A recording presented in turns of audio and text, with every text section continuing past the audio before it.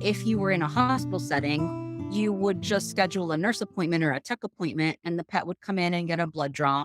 And then you'd call them with the results and be like, oh, your medication's right or your medication's wrong. Let's change the dose.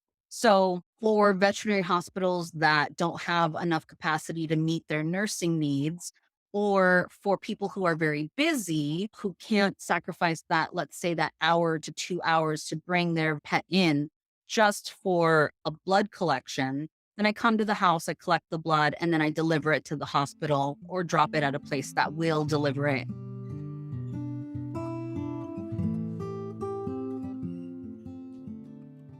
Hi, guys, and welcome to the House Call Vet Cafe podcast. I'm Dr. Eve Harrison. I'm a full-time integrative concierge house call veterinarian in Los Angeles, and I help other vets to build their unique mobile practices on their terms. This podcast is for and by house call and mobile veterinarians, so it is meant to give our community a platform to connect, to share our stories, to lift each other up, and to support each other. Most of us work solo as lone wolves, right? So for me, it's been really powerful to be able to physically hear the voices of my colleagues from all over the world and to get a chance to feel that we truly are part of a community of very real other human beings who get it. While you may be alone in that little bubble of your own vehicle when you're on the road seeing patients, I welcome you to join our community by tuning into our own podcast when you're on your way to your next house call. Whether you're a super experienced house call vet with 30 years of experience, you're a brand new prospective house call vet just looking to get started, or you're house call curious, there will be something for you in this podcast. Each episode, you will hear interviews from other mobile veterinarians just like yourself who are doing unique and innovative things, vets who are sharing their stories, their struggles and challenges, and you can also look forward to hearing valuable information and perspectives from specialists and experts outside of our micro niche. And finally, if becoming a house call veterinarian is something that you've been thinking about exploring, or you're looking for some extra support getting your own mobile practice to feel more profitable and sustainable for you, check out the information in the show notes about my course and our above and beyond supportive private community for members only, plus our monthly group coaching sessions within the House Call Vet Academy.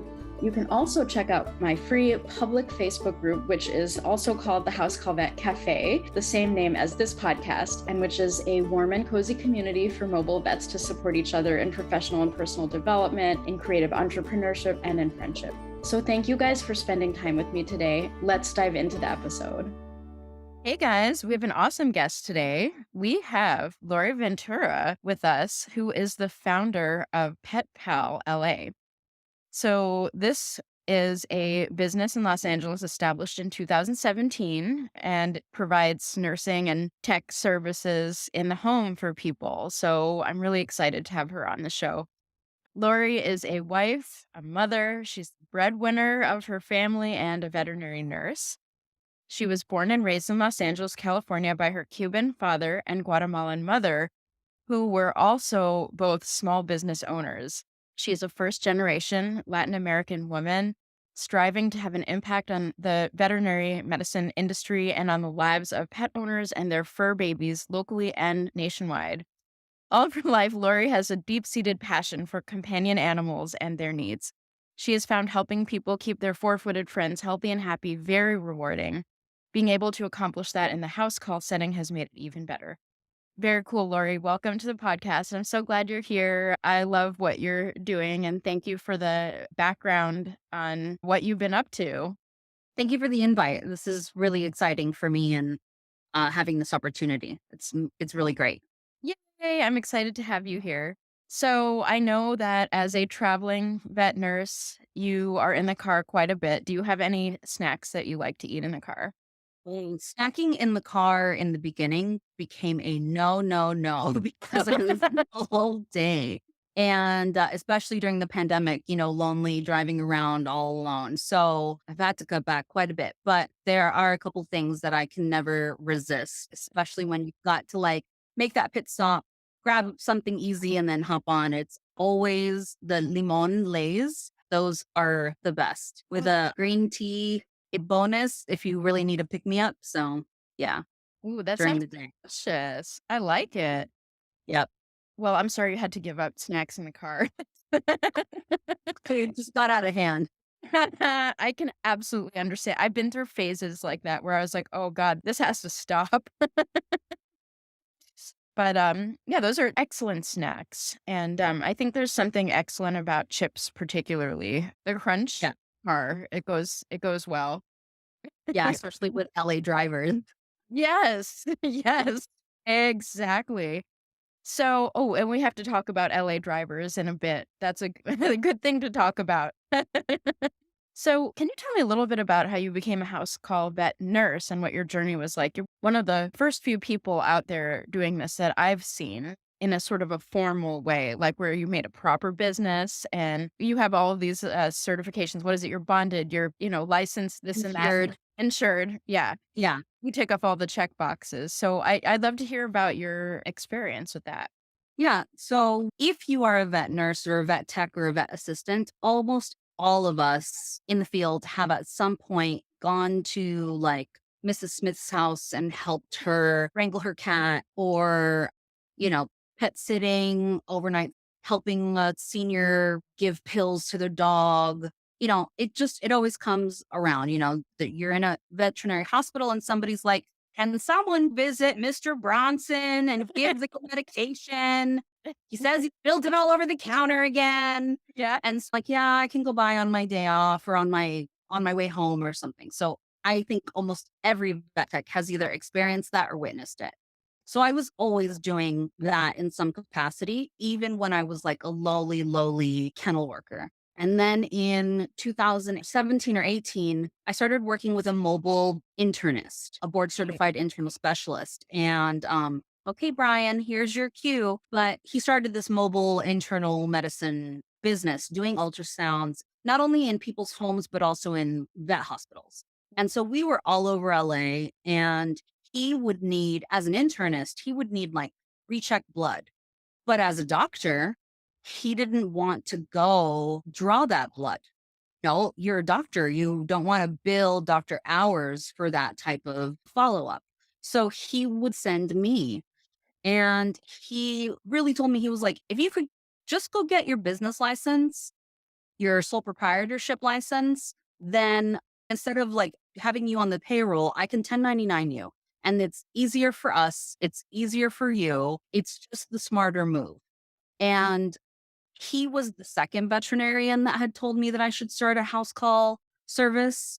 A different house call doctor she had told me that I should do it. And so with everything, I was at a point in my career in vet med where I had kind of outgrown all the clinics that I was at. And there was really no opportunity for growth at those hospitals, which Yeah. is what led me into being like an assistant for a private doctor. Mhm. And so when he spelled it out, he pushed me in a way that I really needed to be pushed. And I give him a lot of credit. And when I see him, I say it's all his fault. But he really did a lot for me because he told me, he's like, this is where you go to the courthouse and you fill out the papers. And it costs, I think it costs $72 at the time. And you just get your business license and then you can go from there. And that just got the ball rolling. And from there, as he was designing his business, I was kind of following what needed to be done to make sure that I was staying within the legal parameters of what I was allowed to do, making sure I was always guided by a veterinarian, and that I had my insurance, that I had my business license, that I had an accountant. God, that changed everything. I Yeah. felt like a serious adult when I had an accountant. Like, I'm grown up. Yes.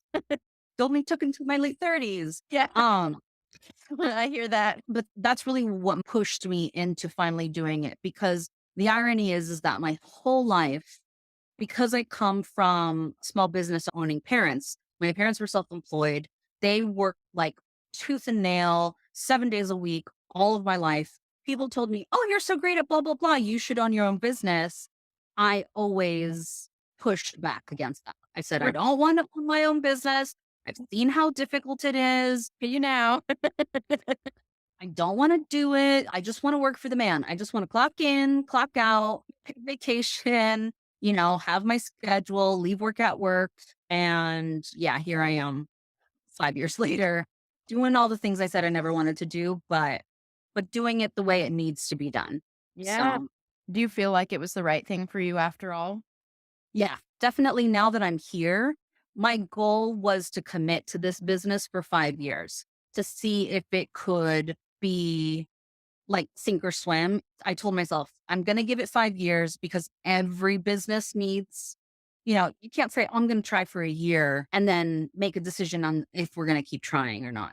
So I Right. said, I'm going to give it 5 years and then see how we're going and then make a decision whether I decide to, I don't know, drop it, quit, and go back to a hospital full time, like go back to being an employee. And now, 5 years later, I could never go back to being a full time employee. I love doing relief at vet hospitals and going in and like working with techs and talking to doctors and learning about new drugs. And I'm like, oh, I didn't know about this. And I love that. That to me is really great. But going back to being a vet tech full time in a hospital, I could not. No way. No way. Right. Right. I relate to that very much. Like, no one will own me ever again. Well, and it's just like there's the emotional part of it, there's the stress part of it, there's the dynamics of it, and then the financial part of it, you Yeah. know? Yeah. So just so many different things. Yeah, I totally hear that. And my path has been fairly similar in certain ways, but I really love that you had good mentorship and vets who encouraged you to do this. I know that there can be some, pushback about techs starting their own business and this and that. And A so lot. a lot. Yeah. And we'll talk about that in a moment, I'm sure. So I'm really glad that your mentors encouraged you and empowered you to do that and gave you the tools and the experience. So that's really, Mhm. really cool. And I remember working with you when I had Dr. Norman coming to do ultrasounds on my patients in the home, and there you were kicking ass. But so now you have PAL. Can you tell me a little bit about the service and how it works and what you provide? And yeah, just tell me a little about the business that you have. Pet Pal LA or Pet Pal is a mobile veterinary nursing company. Well, I'm trying to make it as the mobile veterinary nursing company, hopefully, that goes into people's homes and provides services that is, I like to tell people more than a groomer, but less than a vet. Okay. So, I'm in that weird zone because your groomer's coming in, giving baths and trimming hair and making Fluffy feel, good and pretty. But then I'm coming in and I'm doing things like toenail trims, which sounds very mediocre. No, it uh, doesn't. But well, to the average pet owner or the average person out on the field, Yeah. I'm doing nail trims on cats with ingrown nails or Great Danes that people can't loan in the car. Usually doing that type of service for a lot of cats and then a lot of dogs that don't need a groomer. So, like a pit bull never needs a groomer, Right. really. Like you Right. just hold them in the shower with you and you scrub them up and they're clean and they're dry in 2 minutes and it's fine. But toenail trims and like anal gland expressions, these are the two main services that are on the low end of our spectrum, like the simple services that we provide that most pet owners go to the vet for. Because at a grooming facility, they can never get you in for just nails because they're busy. And a mobile grooming service will not show up just for a nail trim, no matter how big your dog is, and they won't do it for a cat. They absolutely will not. See? Okay. Um, and then for anal gland expressions, groomers do it externally. And a Hmm. lot of these dogs need it done internally, like a vet nurse or a veterinarian would do it. Right. Right. So these services are like the simple ones that I provide that clients find very helpful because you don't have to put your cat in the carrier and drive them down. You know, you don't have to schlep your big dog, Right. or several dogs. Once you've got more than one dog that needs these basic services and somebody's coming to you to take care of it, it's way more convenient. So then from there, we offer things all the way up to medical services that include blood collection. So if, a lot of people who have dogs and cats with chronic issues like thyroid disease or renal disease or Cushing's and stuff like that, or anemia, things that you as a veterinarian, like to monitor thyroid disease, you don't need to see the pet in a month, like physically. It's not necessary. If you were in a hospital setting, you would just schedule a nurse appointment or a tech appointment, and the pet would come in and get a blood draw. And then you'd call them with the results and be like, oh, your medication's right or your medication's wrong. Let's change the dose. So for veterinary hospitals that don't have enough capacity to meet their nursing needs, or for people who are very busy, who can't sacrifice that, let's say that hour to 2 hours to bring their pet in just for a blood collection, then I come to the house, I collect the blood, and then I deliver it to the hospital or drop it at a place that will deliver it to the laboratory or something like that. And then I collect blood pressures. I really feel that that is like the most valuable service I provide veterinarians with directly because blood pressure in hospital is artificially elevated. White coat syndrome is real. It is. And now that I've been doing this for 5 years, I can prove it. Like, I have documented evidence. I mean, I just did one, like, a month ago where a 2-year-old dog, its blood pressure was 240 at the vet's hospital. Yeesh. And we're dealing with a couple of other issues with this dog, including epilepsy, potential epilepsy, and syncope. And then we've got him like shaking in his boots at the vet hospital. So they asked for me to come to the house and do a blood pressure. And even though he was this dog still, and I provide this information in the report that I submit to the veterinarian that states like this dog was still super anxious at home and wouldn't sit next to me and would not take a treat from my hand. I had to drop the treat and take a step back. And then he would eat the treat. And the way we got to take his blood pressure was with him, mind you, this is a 40-pound dog, laying across mom's lap, mom hugging him, and then me sitting on the floor. I'm always on the floor, sitting on the floor next to the couch, taking the blood pressure reading. And the blood pressure reading at home was 116. All right. 116 Yeah. compared to 240 Yeah. plus at the vet hospital. And so being able to rule out hypertension as a cause of the syncope or the cause of the epilepsy is just incredible, especially when we're dealing with a lot of other medications.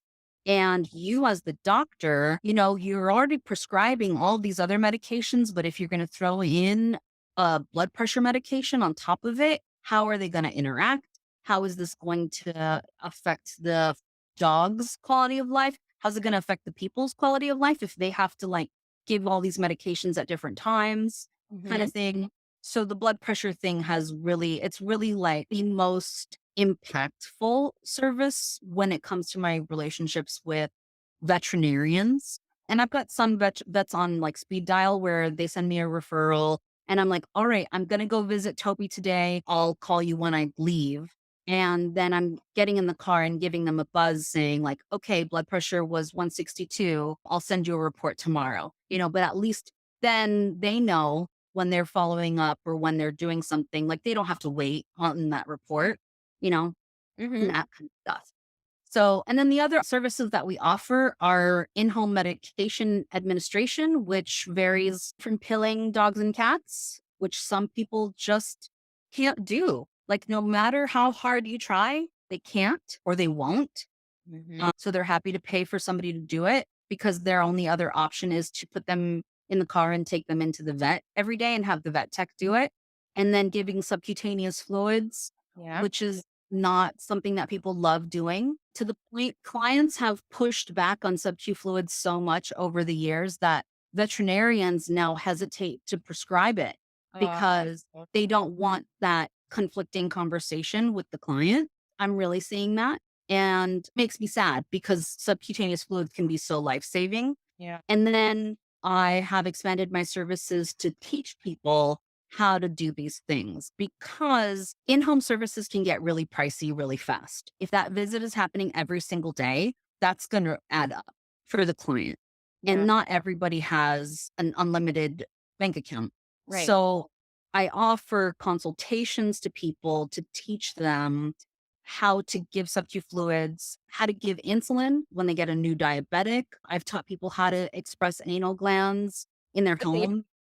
Yeah. Well, you're brave. I wouldn't go that far. Well, this particular person was taking their dog in every 2 weeks. The dog has a chronic issue and she just wanted to be able to know, is this something that needs veterinary attention or isn't? And it's her pet. And she had watched a bunch of videos. She had already, like, she was very invested and Mm. she just wanted more help. And I was the only person who said, yes, I'll teach you. But I've done toenail trim lessons so that people can learn how to trim nails Mhm. on their puppies and kittens, ear cleaning lessons. Mhm. I think I did for a whole family how to give pills because the whole family was taking turns on giving this one cat its pills. So I taught the whole family. And then then they don't need me anymore. Right. You know, they can call me when they get stuck or they can call me when they travel. And either myself or a member of my team, because now I do have a team, can come out. Mhm. But I really encourage people to learn to do these things. And if they don't want to do it, like some people have taken the lesson for sub-Q fluid administration. And then like a week later or 2 weeks later, they call me and they're like, I can't do it. And I tell them it's okay. Like, I'll be there. No problem. We'll figure it out. And then between their finances and veterinary recommendations, we find a compromise that works, Mhm. and it doesn't have to be all or none. Yeah. Like, yes, your veterinarian wants your cat to get fluids every other day. I understand that. But your budget only will allow for one visit a week, and you think you can do it once a week, right? So, okay, so once a week, I come, once a week, you do it. And then if you have the energy for the bonus round, then maybe you take Charlie to the vet hospital and they do it. So, because that's a little bit more affordable. And, you work with what you got. Yeah. It doesn't have to be all or none and it doesn't have to be black and white.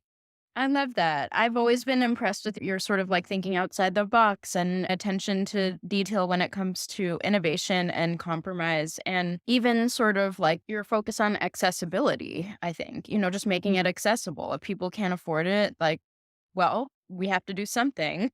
Mhm. So it's really great how you do that. And I've always admired that about you. So congratulations on that. It's really cool. And, something else that you really excel at, it was a lot of things actually, but you have a really excellent sense of like branding and marketing. I've always been like, wow, you're really on it with this. And now that I know that you're, come from a small business background with your parents, growing up watching that, that makes sense. And also just like your general business ownership sense has always been like, wow, that's pretty good. My goodness. Can you tell me a little bit about the process of developing those sort of senses that you seem to have? And if you have maybe any advice for people about marketing and branding? Yeah, branding is something that I saw the success and failures of doing it right in my own family because so my family owned a very small Cuban bakery that was established at the same time as the famous Porto's was. So if you've been to LA, you've heard of Porto's. And now, oh my God. So Porto's is being put into Disneyland, downtown Disney. Oh, Like, that's huge. It's yeah. giant. Yes. And so my family's bakery was legit less than a mile away from Porto's. And Porto's and us, we were established within the same year. My father knew Papa Porto's and they got started together.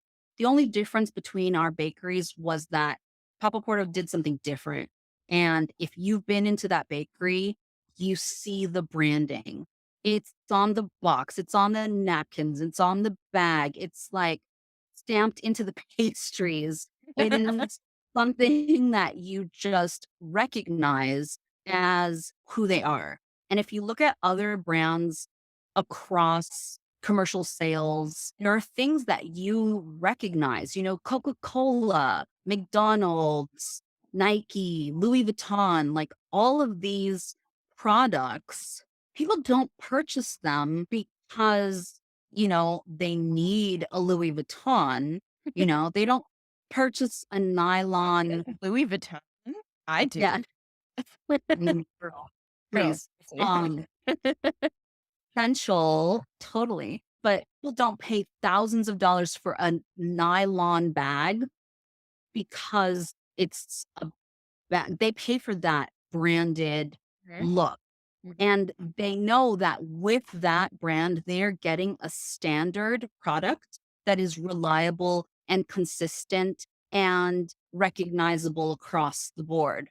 So when I established PAL, which originally was Pet Assistance by Lory, and has now been rebranded into Pet Pal LA right now, with the opportunity, hopefully, for more growth into other cities. But I really wanted a name that when you were a veterinarian in a hospital struggling with a situation like, oh my God, Mrs. Johnson cannot get her pills into her cat, instead of yelling into the treatment area to see if one of your employees can go and risk their fingers off the clock without insurance, Yeah. pilling this aggressive cat in a house, you can say, you know what, let's call PAL. We know that PAL can do it. Let's see if PAL's available and just give Mrs. Johnson PAL's information and see if they can handle it. And then you're taking it out of your hands. You are providing a referral to the client, but it's up to the client to follow through, and it's no longer your responsibility, but you have peace of mind knowing that somebody will be there. And that's something that's really important to me as a brand, that people know that we are reliable. But going back to your question about why I put such a focus on it, that was my main motivation. And I wanted it to be clear. Like, so now my team, everybody has a uniform. We are recognizable. My emails and the way that we communicate with people has a certain feel to it. Mhm. My reports are standardized. We have like letterhead and that kind of stuff because it causes a veterinarian to take note. I would hope. I would think that when you see my report, you look at it and you're like, "Oh, this is legit," Mhm. you know, Yeah, of versus, course. versus like a random email that says, "Hey doc, I went to see Charlie at his house and his BP was 144. Have a great day." You know? It's versus the reports that I send that collect a history and that give you medical, like what medications are they giving and all that kind of stuff. All that information is in there and it's all in a format that's very familiar to you. So Mhm. just like you would get a report from a specialty hospital, my reports are standardized and branded so that they're recognizable as something that is reputable. Yeah, absolutely. Yeah, you do a great job with that. And thank you for kind of explaining your thinking behind that and the, just the thought process behind it. That's great. And I think that will be really helpful for a lot of our listeners to hear as well, that branding is absolutely important. And it's the Really. difference between, like having your Cuban bakery hang out here in LA or, go to Disneyland or whatever. Yeah, I mean, my family's business did survive for 40 years, and my parents were in business even past my father's death. My mother kept the bakery running. Even to that point, we were considered a successful business, and a lot of people would remember Buena Vista Bakery, Buena but Vista Bakery. That's awesome. it didn't compare to what our competitor did. Mhm. What we want is whenever either a client, a pet owner, or a veterinarian says, man, I need help with this problem, I want them to think we should call PAL. Yeah. You know, Yeah. Mhm. and that's the goal. Mhm. Yeah, some of it's subliminal messaging, some of it it's like not proper subliminal messaging, but it's beyond the conscious thought process. That's like these colors, this look, having everything kind of packaged nicely and consistently. It gives consumers, clients a sense that they can't explain why, but there's a Mhm. trust, right? When you brand Yeah. appropriately and you market well, that happens, and Well, it if it's you look in vet med about the brands that have been successful and the colors and their logos, I mean, there's a reason why so many veterinary hospitals, their logos and their uniforms are all blue. It's definitely something that has been proven to be successful. And their icons and their logos are very, very simple. And I had to reach out for help. I had to pay people to design my logo yeah. because I'm not somebody who's just going to be happy with something simple, but I needed it to be simple. I needed it to not be we weren't selling the product to me. I'm not selling my company for me. I need my logo to be something that other people are going to see and be curious about. Yes. You know, my logo is a little house with a heart and a paw. So I would think it would be self explanatory, hearts, and paws, and in the house, house calls and we care Right. about animals. But I also wanted veterinarians to look at my logo and take me seriously versus I've seen pet sitters and other, vet nurse people who have tried to do this mobile stuff and they have these very eccentric type logos. And Pet Pal LA, like I mentioned, it was originally Pet Assistance by Lory, and I didn't come up with that business name. It was 6 friends in a group text one night, and I was like, "All right, people, I'm starting a business. Like, all right, here I need a business name." And one of my friends recommended something insane like Lori's Magical Mobile Animal Menagerie Services. And whoa, whoa, whoa, whoa, whoa. Like, I'm not a traveling circus. That's And they're like, but you're magical with animals and you love Harry Potter. And I was like, yes, I get that. But could you imagine no veterinarian would ever take me seriously? I You know, would. I would take you more seriously than anyone. magical menagerie. All right, we want her. Yes. Um, But yeah, the biggest goal, because the biggest challenge was to have a serious brand so that veterinarians would trust me because I can get clients to trust me. That's not a problem.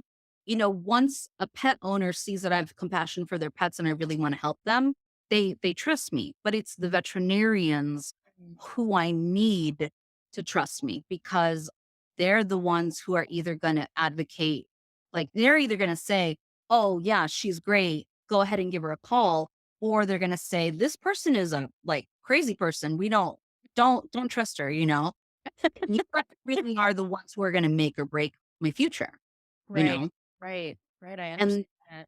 so yeah, and that was the motivation behind like the colors. And it doesn't have a bunch of colors, it's not yes, yes, it's purple, but it's not super girly and it's not super masculine. It's just trying to appeal to everybody.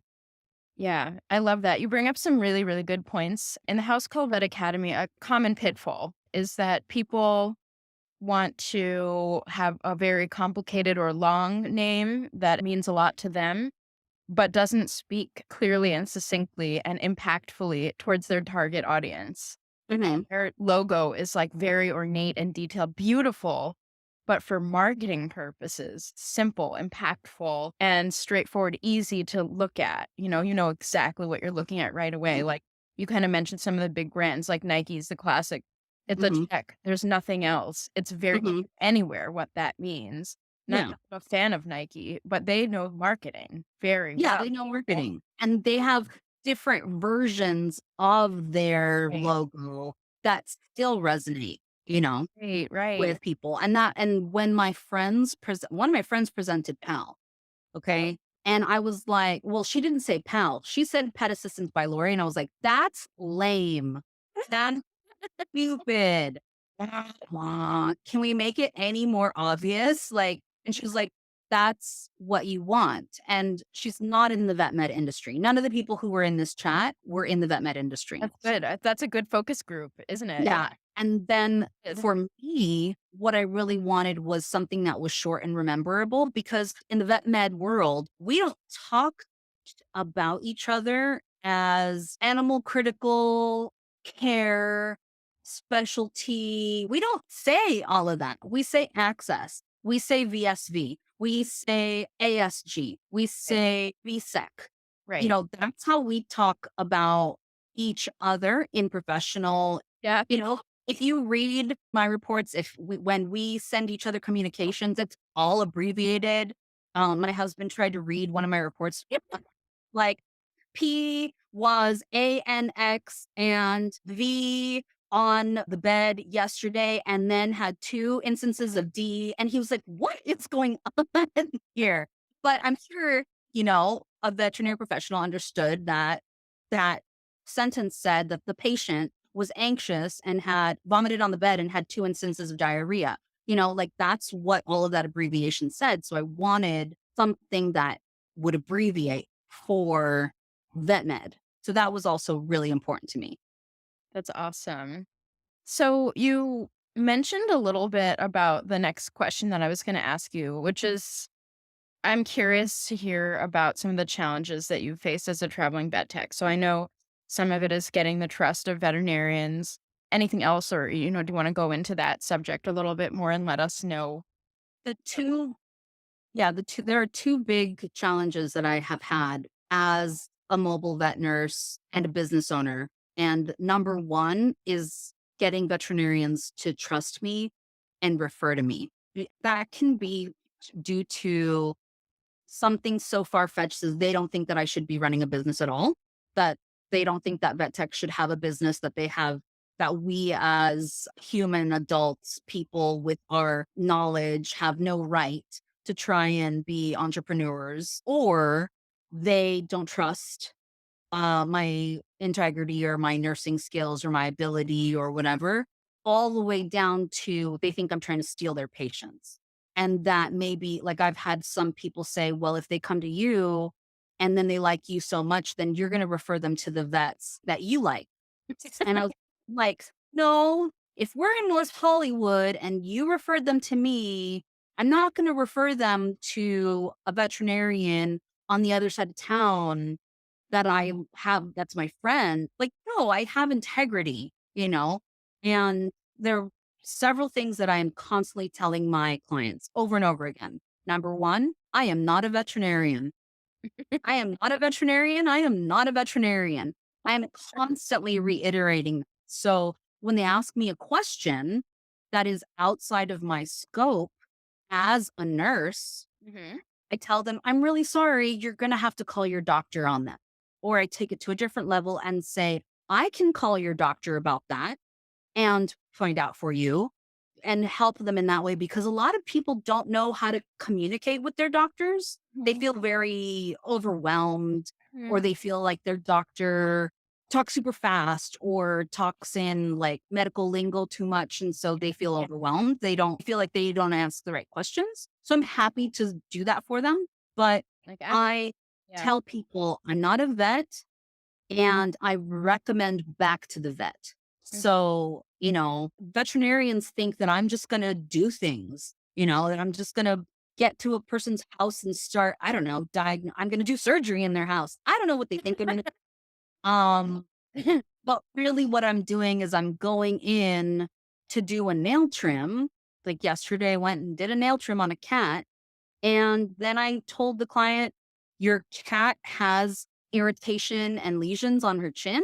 So this is coming from something, and I don't know what it is. And you need to talk to your vet about it.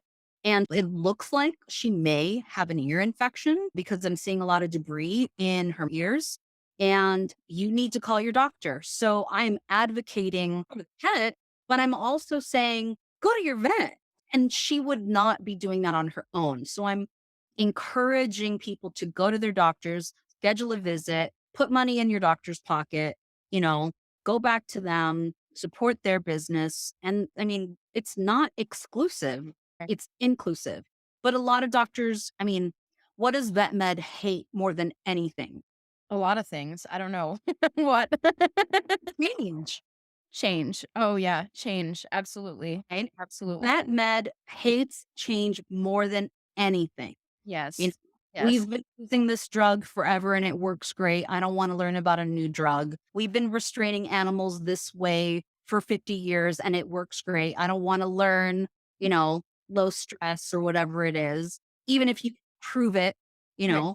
We've been passing down cats forever and it works great. I don't want to learn about gabapentin, it's all that kind of stuff. So when they hear that somebody is out there doing these types of things, they push. So that has been my number one hurdle. And my other hurdle has just been letting people know I exist. Yeah. Um, Yeah. because advertising is expensive, especially in Los Angeles. And that is like my number one thing that when clients find me, and every once in a while when a veterinarian finds me, like for the mobile blood pressures, I just had a doctor say, "Oh my God, I wish I'd found you like years ago. Why are you the only person doing this?" Because I think I'm the only nurse, at least in California, out with a Doppler getting blood pressures and writing a report like the way that I'm doing it. You know, there maybe doctors are sending texts. I don't know, but I think that I'm the only one doing it how I'm doing it. Mhm. But usually when clients find me, they're like throwing me a party. They're just so happy, especially when we bring on in the team. So they know that even if I'm not available, maybe one of my nurses is available to give them the support that they need. Be it, I mean, we've been giving eye drops to a dog all week because the owner cannot give eye drops to this little land shark. Land shark, like an e-collar on it, and then put a muzzle on it, and then wrap it in a towel, and then hold it still so that you can give it its eye drops to prevent its eye from popping out of its head again. Um, and What we do her with creatures. I know. And she's this little bitty chihuahua. She's like 12 pounds, maybe. I don't like small. But her owner is over 70 and her owner can't do it. And her only other option was to take her to the ER every single day because Oh, they're the ones who do the eye prolapse. And then ERs don't do nurse appointments.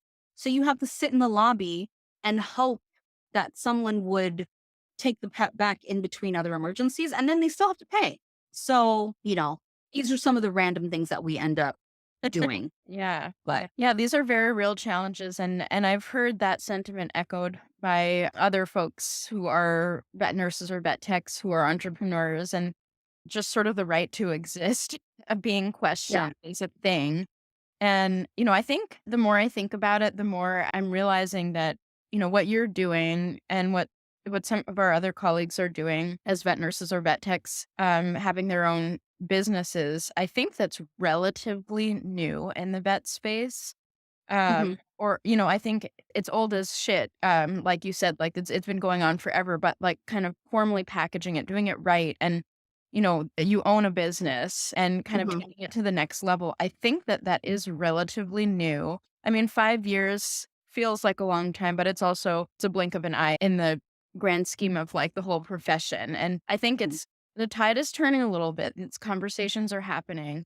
And I try to, make my podcast a place where people can introduce these ideas. And I mean, you're obviously not introducing it to the world. You've been around for a while.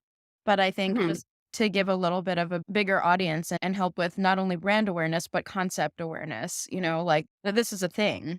And I very much believe, like, of course, a vet tech or a vet nurse should be able to have their own business just like Hmm. anyone. So, it's very interesting that, people are very protective of their business, they're protective of their clients and their income, and until they know, and they know that you've got integrity, they know they can trust you, you know? I And understand the situation you're in hardcore. And I wanted to go in a little bit to what's it like driving in LA for you? I'm also in LA, so I know very well myself, but I'd like to hear your experience. I mean, so I'm in North Hollywood. So I'm in what is still considered the San Fernando Valley, and you're on the west side. Mhm. So getting from my side of town to your side of town is brutal. It's something that has to be like calculated, and you have to know what time to go and what time to get back. If I don't get out of the west side by 2:30, I'm trapped over there for several hours.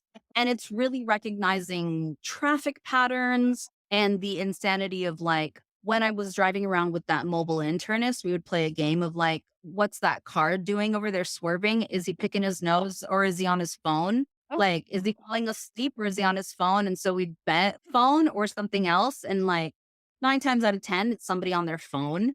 So you have to be really alert. You don't really get a break when you're driving from house call to house call. You better come prepared. You better pack your lunch. You better pack your water. You better like have your snacks handy because if you're going to make a pit stop, it's going to make you late.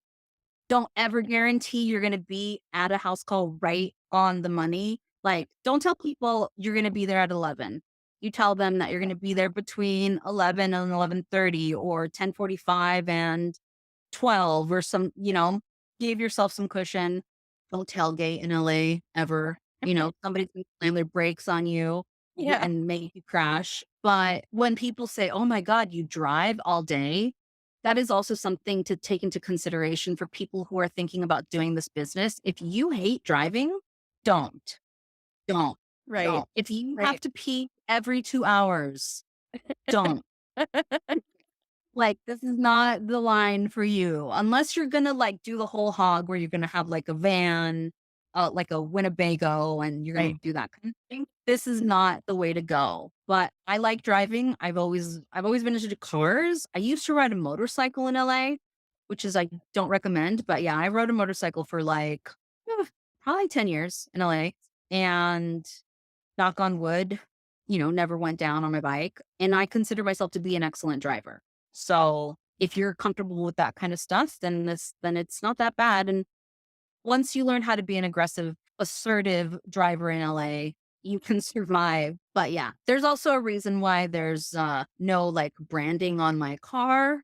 Right. Uh, because all it takes is that one person seeing you make one aggressive lane change on the 405 and put on like a Yelp review about how crazy insane of a driver, and then they blast you on social media and you'll never get work again. So Fun times. I'm very much with you on that. So this has been just super fun and very informative. Thank you so much for sharing your insight and your experience about your own business and your philosophy on all the good things. So in closing, can I ask, what is your favorite beverage? well, are we talking daytime or nighttime? Either one for each time of day. Well, being Cuban, definitely coffee. Um, Okay. I'm a coffee girl for sure. Latte every day keeps the doctor away in my mind. But on the other side, it's probably always going to be champagne. Oh, right. I'm a champagne girl too. We've shared some champagne before, if Yeah. I recall correctly. Well, I don't know. I think that vet med survives on alcohol and caffeine. So Hence why the house called Vet Cafe exists. yeah, And definitely. why I sometimes call it affectionately the house called Vet Wine Bar. But thank you so much for your time today. It's been really, really fun. Thanks for giving me this opportunity to let people know about my company. And maybe I've given other nurses out there hope that they can do this too. I say this to all veterinarians and all people who are in the vet med business world. There is business enough for everybody out there. You just have to have a dream and really go after it, and you will succeed. So maybe somebody will hear this and know that they can do it too. Awesome. Thanks so much, Lori. Thank you so much for listening to this episode of the House Call Vet Cafe. If you enjoyed this episode, then hit the subscribe or follow button on Apple Podcasts, Spotify, Google Podcasts, YouTube, or wherever you listen to podcasts so you never have to miss an episode. This podcast is made specifically for you, so don't be shy if you'd like to reach out and let me know your thoughts on this episode. You can find me on Instagram and Facebook as The House Call Vet Academy, where I also share more valuable content. If you're interested in learning more about consulting for House Call Vets or the House Call Vet Academy online course and community, please click on the link in the show notes. Have an amazing rest of your day, and I can't wait for you to join us for our next episode of the House Call Vet Cafe. If you're looking for help with ultrasound scanning, check out First Opinion Veterinary Ultrasound for independent machine reviews and online and in-person teaching options. FOVU, simplifying ultrasound.